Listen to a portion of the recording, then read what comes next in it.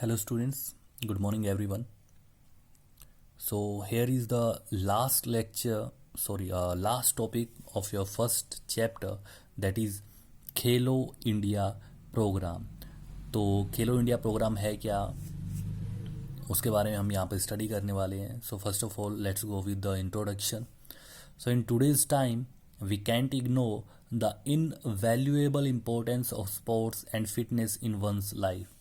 कि आज के टाइम के अंदर जो स्पोर्ट्स है उसकी हमारी लाइफ में कितनी इम्पोर्टेंस है, हम उसको इग्नोर नहीं कर सकते. Sports develops a person and a team as well with the various skills such as goal setting, leadership, goal setting, risk taking, etc., which are strategic and analytic. कह रहे कि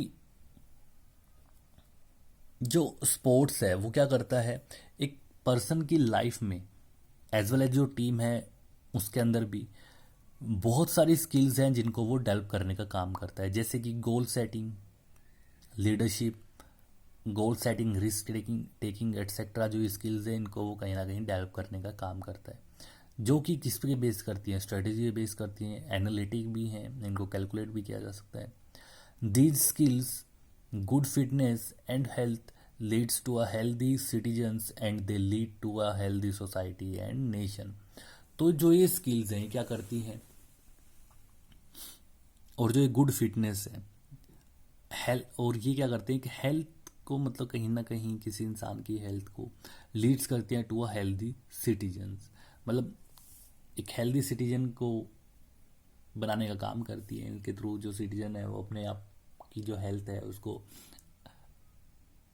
अच्छा कर पाता है, अपने आप को फिट बना पाता है. और जो हेल्दी सिटीजन है वो क्या करते हैं, हेल्दी सोसाइटी का निर्माण करते हैं, हेल्दी सोसाइटी बनाते हैं, और उन्हीं से कहीं ना कहीं जो एक अच्छा नेशन है, एक हेल्दी नेशन है, वो बनता है. अब जो खेलो इंडिया प्रोग्राम है उसके ऑब्जेक्टिव्स क्या हैं, हम उनको देख लेते हैं.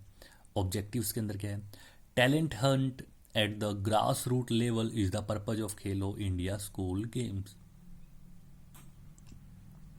मतलब जो ये आपका खेलो इंडिया स्कूल गेम्स है इसका जो मेन पर्पज है वो क्या है कि जो अच्छे प्लेयर्स हैं, जो अच्छा स्पोर्ट्स खेलते हैं, उनको कहीं ना कहीं खोजना, उनका पता लगाना, उनको फिर वहाँ से मतलब उन स्टूडेंट्स को या प्लेयर्स को अच्छी फिर जो ज़रूरत के अकॉर्डिंग उनको ट्रेनिंग है वो दी जाती है, उनको अच्छा प्लेयर बनाने में उनकी सहायता की जाती है, ताकि कहीं ना कहीं जो इंडिया का स्पोर्ट्स कल्चर है जो इतना नीचे आ चुका है उसको उठाया जा सके, अच्छे प्लेयर्स इंडिया बिल्ड कर सके. ये उसका मेन पर्पज है. Sports is always said to play an important role in wholesome development of a person. जो स्पोर्ट्स है वो हमेशा से ही एक बहुत ही इम्पोर्टेंट रोल प्ले करता आ रहा है किसी भी इंसान की होलसम डेवलपमेंट के अंदर. मतलब कंप्लीट डेवलपमेंट विदाउट स्पोर्ट्स किसी पर्सन की हो ही नहीं सकती. In India in the past few decades, sports have shown a certain rise in participation in all sports and games events with medals at various international events and helpful in Olympics too. India के अंदर पिछले कुछ दशक से जो sports है उसके अंदर एक कांस्टेंट राइज देखने को मिल रहा है. मतलब धीरे धीरे जो स्पोर्ट्स के अंदर जो ग्राफ है पार्टिसिपेशन का, स्पोर्ट्स खेलने का, वो धीरे धीरे इंक्रीज होता जा रहा है. सभी स्पोर्ट्स और गेम्स की हम यहाँ पर बात कर रहे हैं, और जिसका जो कहीं ना कहीं अगर हम कहें कि भाई इसका मतलब कहाँ से देखने को मिलता है कि ये कांस्टेंट राइज आ रहा है, तो वेरियस जो इंटरनेशनल स्पोर्टिंग इवेंट्स हैं, ओलंपिक्स हैं, उनके अंदर जो हमारे मेडल्स आ रहे हैं, प्लेयर्स जो कहीं ना कहीं विन करके आ रहे हैं, वो कहीं ना कहीं इसका एक एग्जाम्पल है. तो वो बताता है कि हाँ धीरे धीरे कि कॉन्स्टेंटली स्पोर्ट्स के मामले में इंडिया आगे बढ़ रहा है, चाहे धीरे धीरे ही सही लेकिन आगे बढ़ रहा है. So this tremendous sports talent who have potential needs to be supported. तो जो ये इतना अच्छा स्पोर्टिंग टैलेंट है हमारी कंट्री के अंदर, कहीं ना कहीं उसको एक सपोर्ट की नीड है, ताकि उसको सपोर्ट मिले, वो जो पोटेंशियल है और निखर के बाहर आ सके और ये स्पोर्ट्स के मामले में और अच्छा कर पाए. Young talents have to be nurtured from the very beginning of the time by giving them exclusive infrastructure, technology, equipments and training as well.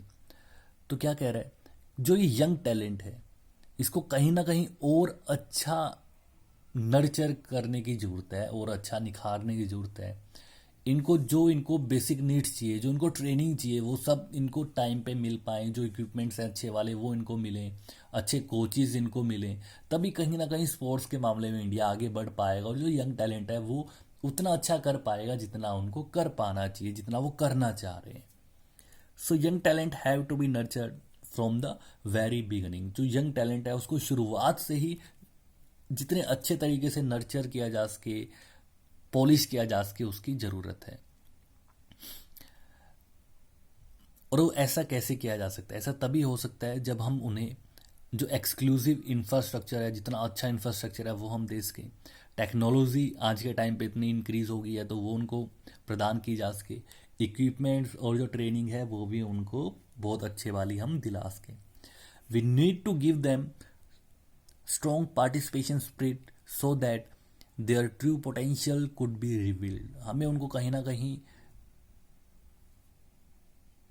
Motivate करने की ज़रूरत है। उनको इतना अच्छा मोटिवेट किया जाए कि भाई इट डजेंट मैटर वो जीते हारे, इट डजेंट मैटर, बट पहले पार्टिसिपेट तो करें। पार्टिसिपेट करेंगे तो उनको ये समझ में आएगा कि वो स्पोर्ट्स के लायक हैं, यानी उसके लिए तो किसी और स्पोर्ट्स में वो ट्राई करेंगे।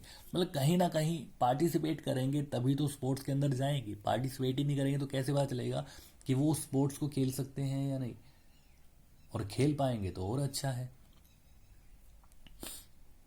और क्योंकि पार्टिसिपेट करेंगे तभी उनको अपना जो ट्रू पोटेंशियल है कहीं ना कहीं उसके बारे में वो जान पाएंगे।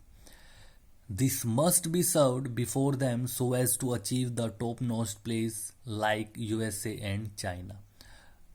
और उनको ऐसा करने की ज़रूरत है क्योंकि ऐसा वो करेंगे तभी कहीं ना कहीं जो इंडिया है, जो और कंट्रीज़ हैं लाइक यूएसए है, चाइना है, स्पोर्ट्स के अंदर अगर देखा जाए तो बहुत आगे हैं, तो कहीं ना कहीं तभी हम उनको वो टक्कर दे पाएंगे जब हमारे प्लेयर्स ऐसा करने में सक्षम होंगे।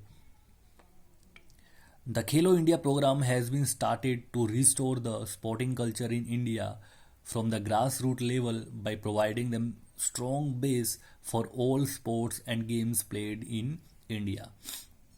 कह रहे कि जो एक खेलो इंडिया प्रोग्राम है इसको इसलिए स्टार्ट किया गया था ताकि जो स्पोर्टिंग कल्चर है इंडिया के अंदर, जो उसका बिल्कुल जड़ें हैं उनसे उसको कहीं ना कहीं जड़ से ही और अच्छा बनाया जा सके, बिल्कुल रूट लेवल से उसको निखारा जा सके।